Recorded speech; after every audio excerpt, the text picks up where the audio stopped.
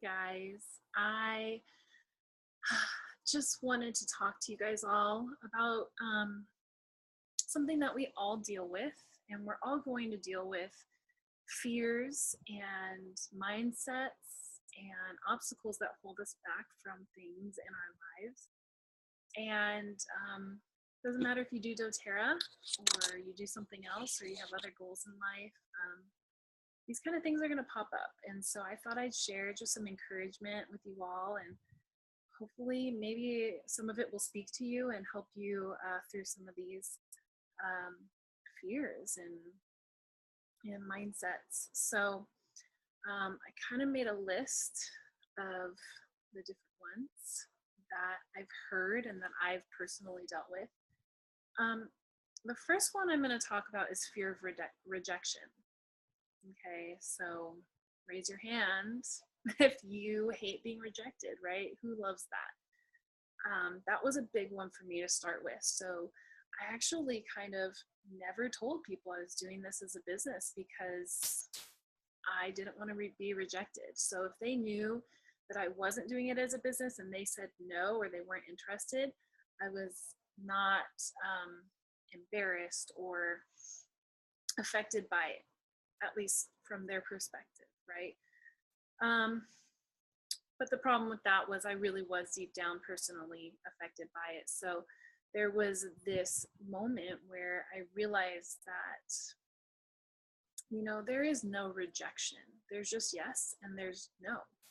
And most of the time, no just means not right now. And you're going to hear that a lot when you read different books and things. And it might sound really cheesy, but the truth is that we've all experienced it, or you will soon, that someone who has said no to you or that they're not interested or whatever the wording was, a lot of time they come back and they're interested suddenly, or they have a need and we can truly bless them. So never hold back your heart from people, because I realized that if I had to choose between being rejected or now my mindset is they just said no for now. There is no rejection. It's just no for now, right? My thought is I'd rather have that in my life than not even try to help people and bless people with doTERRA in their lives. So if I had to choose, I'd rather at least share that option with them, and they could decide when they're ready to come back to me. So the next one that I really struggled with in the beginning, and I have a lot of people talk to me about, is public speaking. And I don't know. I thought I was afraid of public speaking. Now, when we say public speaking, I'm thinking more like in front of 100 people on a stage. That still scares the junk out of me, and probably will for forever. But for classes, it can be scary to even just have 5 people sitting on a couch watching you educate them and give them information and share stories. So that's why I encourage you to practice. Invite your friends and your family, ask them, would you just do me a favor, sit down and let me practice in front of you? Because one, this is you getting out of your comfort zone, and you're stepping out to practice facing that fear. You're getting a feel for what it feels like. You are also getting an idea for what kind of questions they might have, or they can give you feedback toward the end. And so I did this in the beginning. I did practice runs with family and with some friends. And then I asked them, if they would even mind hosting a class with me to continue practicing further. And so that was pretty cool experience for me. And it allowed me to each time practice and get further and further away from that fear. And so I would encourage you guys to do that. I think that if you genuinely have a true anxiety about talking in public with people, even if it is a small group, to just start very, very small. Start with one-on-ones or two-on-ones, and just work your way toward that. And that's one beautiful thing about network marketing companies like doTERRA, is that you get to shape it according to what's best for you. So do that. Um, the next one was not having answers. Okay, or lacking confidence in your answers, right? So one mistake I made in the very beginning was I told Matt and Alicia, I'm going to do business. I'm going to do it. So I set up these mentoring calls with Matt, and then he was like, so what's going on? Have you had any classes? I haven't seen any enrollments. So tell me, what are you doing? What are you putting into your business? And I was like, well, I'm studying. I'm learning everything I can so that I have all the answers. And he was like, stop right now. Like, first of all, you're not going to have all the answers. You're not even going to have the perfect answers, even when you feel like you have all the answers. And I was like, oh, okay, well, that's crazy. But I want to be confident in what I'm sharing. And he's like, well, you're not going to get better at that until you continue trying and practicing on other people, right? So he's like, what would you rather do? Spend another month just learning, and not reaching anybody with the blessing of the oils? Or would you rather learn while you're sharing? Obviously, the latter, right? We want to learn while we're sharing. And I will tell you now, I've been doing this for 4+ years, and I still learn. I still get questions from people at my classes where I have no clue what the answer is. And I just smile and tell them, what an amazing question. I have not run into that or thought about that yet, but I'm going to find an answer and get back with you. And we're going to learn together. And I think people get a little excited about that, and they appreciate that I get excited with them, that we get to learn together, because I genuinely love continuing to learn about this awesome world of oils and wellness, right? So I think this is another part of mindset, that if we have the mindset that we are blessing people and we don't want to hold ourselves back from getting out there and sharing and blessing more people, then it will be more of a priority to do that instead of a priority to learn, when there's no way we can know everything, right? And getting that out of your mind, that you can know everything, and that if you don't know everything, you're not going to be successful, because that's not true. You're going to be more successful the more action you take, and the more you are open to either failing. I don't like using that word, but failing at things. We learn from our failures or our fallbacks, right? And we learn from just trying and being active. So we need to get out there and do that, and we'll continue learning as we go. Now, another one that was a really big part for me was I told Matt many times, I'm not a leader. Just don't even, I can't do that. I know doTERRA talks about being silver leaders, and I said, but that's not me. I'm not a person to lead people. And he would always tell me, yes, you are. Everyone is a leader to some extent. And so the more I read my personal development books, and I really learned all a leader is being an example to someone else. Okay.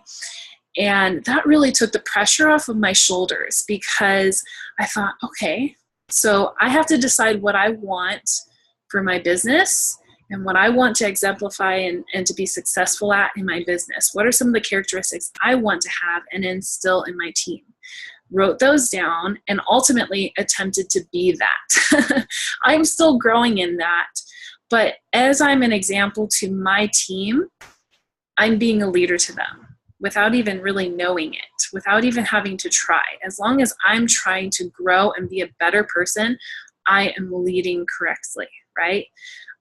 So remember, if you're a parent, you are already a leader. You are being an example to your children. So as educators of essential oils, we essentially get to be leaders in that area too, because we're teaching people not only how to educate other families, but how to love and passionately love and genuinely love on other people and serve their needs, right?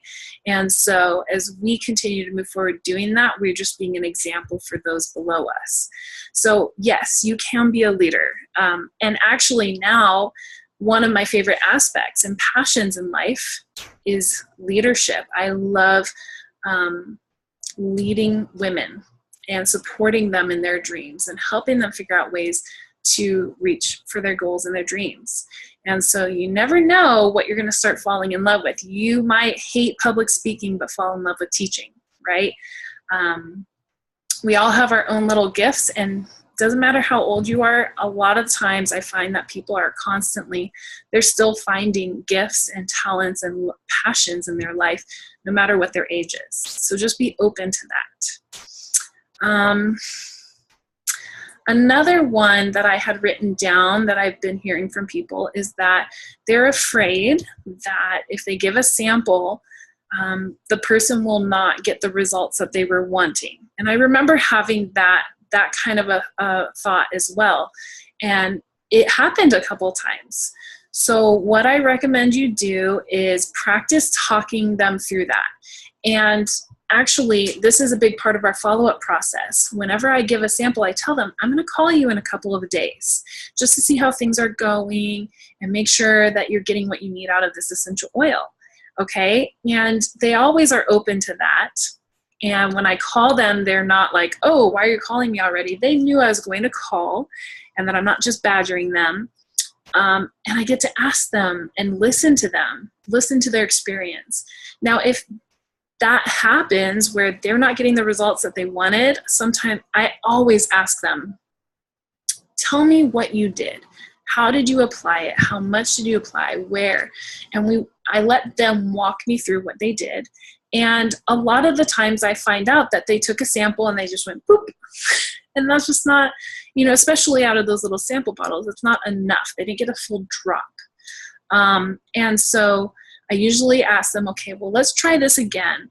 Tap it 3 or 4 times onto your hand till you see a small pull, so that you're getting a full drop. And then do that every 20 to 30 minutes until you get the results that you want. Because oftentimes I find that they just did this one little drop or half a drop, and then they'd never tried again. And sometimes consistency is key, especially with specific concerns, right? So if we can walk them through those things and troubleshoot with them, they're okay with that as long as we're supporting them. If we're not going to take the time to do that with them, then they're just going to believe that essential oils don't work the way that they had hoped, right? So just practice walking them through that and giving them that kind of help. I think that that's it. I think the last thing on my list was the objection of prices on our oils. And we do get that from time to time. And so usually I ask them, well, what would you like to pay for an essential oil? Especially most of the time this happens with people who are familiar with oils and they're already purchasing them. So I kind of ask them, well, what is your experience with cost of essential oils? Let's talk about that. And we walk through what was the size of the essential oil they're getting. Are they getting a eucalyptus for $6? That's like 1 liter of eucalyptus, or I don't know, liter's kind of big, but, and I usually that gives me the opportunity to talk about quality, and that for the most part, there's just no possible way for them to be getting a pure, direct from the plant, quality essential oil in that large amount for that cost, okay?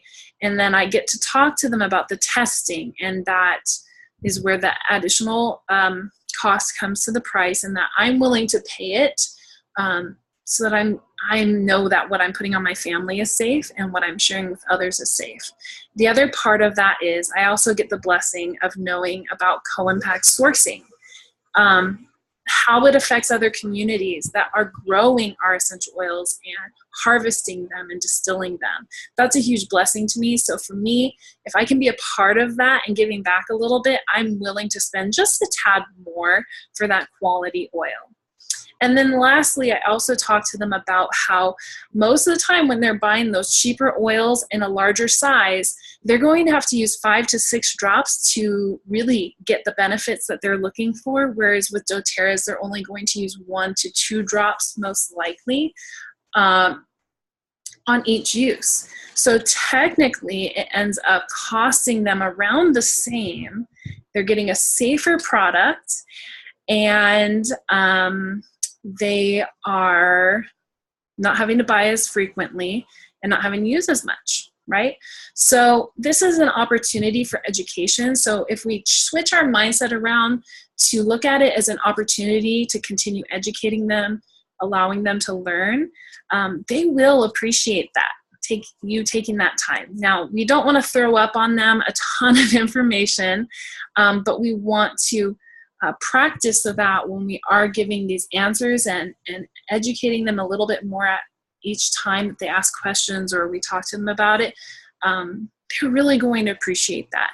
They will come back to you, and who knows, they might eventually end up on your team. So I hope that this helps put to bed some of your fears, some obstacles you're dealing with. Feel free to share this, because again, it doesn't matter what world you live in, whether it's doTERRA or any other goal or even company, we all have these kinds of fears and obstacles, and it's all about getting into the right mindset. So be sure that you're reading your personal development books, allow yourself to grow, take time for yourself to grow, even if it's 10 or 15 minutes a day, to grow as a person, and do one thing every day that scares you a little bit, that gets you out of your comfort zone. You will grow so much more if you do that. All right, guys, thanks for hanging out with me, and I really, really hope that this blesses you. Have a great night.